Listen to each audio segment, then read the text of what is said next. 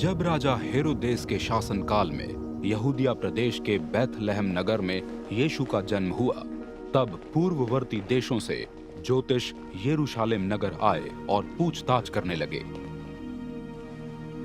कहाँ है वो यहूदियों के राजा जिन्होंने जन्म लिया है? पूर्ववर्ती देशों में हमने उनका तारा देखा है और हम उनकी आराधना करने के लिए यहाँ आए हैं। ये सुन राजा हेरोदेस व्याकुल हो उठा और उसके साथ सभी यरूशलेम निवासी भी। राजा हेरोदेस ने प्रधान पुरोहितों और शास्त्रियों को इकट्ठा कर उनसे पूछताछ की कि वो कौन सा स्थान है जहाँ मसीह का जन्म लेना संकेतित है। उन्होंने उत्तर दिया, यहूदिया प्रदेश के बैतलहम नगर में, क्योंकि भविष्यद्वक्ता का लेख है, और तुम यहूदिया प्रदेश के बैतलहम नगर यहूदिया प्रदेश के नायकों के मध्य किसी भी रीति से छोटे नहीं हो, क्योंकि तुम में से ही एक राजा का आगमन होगा जो मेरी प्रजा इज़राइल का चरवाहा होगा। इसलिए हेरोदेस ने ज्योतिषियों को अलग ले जाकर उनसे उस तारे के उदय होने का ठीक ठीक समय मालूम किया और उन्हें बैतलहम नगर भेजते हुए कहा, आप लोग जाकर सावधानी पूर्वक उस बालक की खोज कीजिए और जब वो आपको मिल जाए तो मुझे उसकी सूचना दीजिए कि मैं भी उसकी वंदना करने जा सकूं।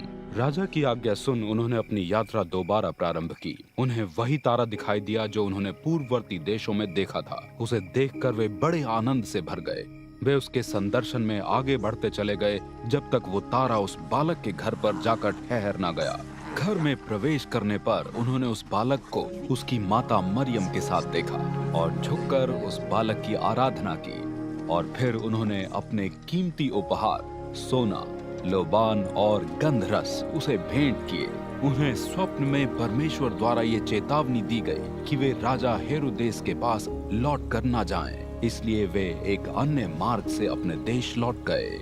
उनके विदा होने के बाद एक स्वर्गदूत ने यूसुफ को एक स्वप्न में प्रकट होकर आज्ञा दी, उठो, बालक और उसकी माता को लेकर मिस्र देश को भाग जाओ और उस समय तक वहीं ठहरे रहना जब तक मैं तुम्हें आज्ञा ना दूं, क्योंकि हेरोदेस हत्या की मंशा से बालक को खोज रहा है। इसलिए यूसुफ उठे और अभी जबकि रात ही थी, उन्होंने बालक और उसकी माता को लेकर मिस्र देश को प्रस्थान किया।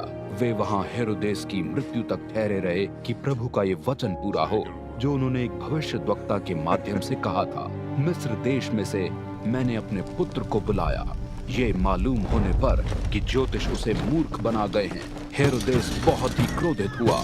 ज्योतिषियों से मिली सूचना के आधार पर उसने बैतलहम नगर और उसके नजदीकी क्षेत्र में 2 वर्ष तथा उससे कम आयु के सभी शिष्यों के विनाश की आज्ञा दे दी। इससे भविष्यद्वक्ता यिर्मयाह द्वारा पूर्व घोषित इस वचन की पूर्ति हुई।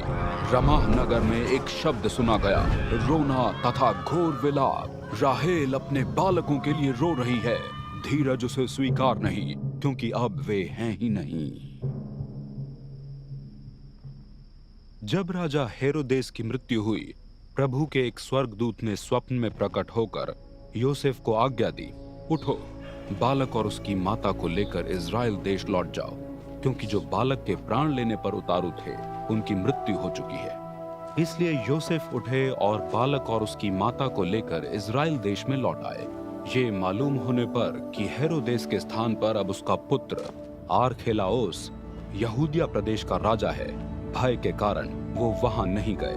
तब परमेश्वर की ओर से स्वप्न में चेतावनी प्राप्त होने पर वो गलील प्रदेश की ओर चल दिए तथा नाजरत नामक नगर में जाकर बस गए कि भविष्यद्वक्ताओं द्वारा कहा गया ये वचन पूरा हो, वो नाजरी कहलाएगा।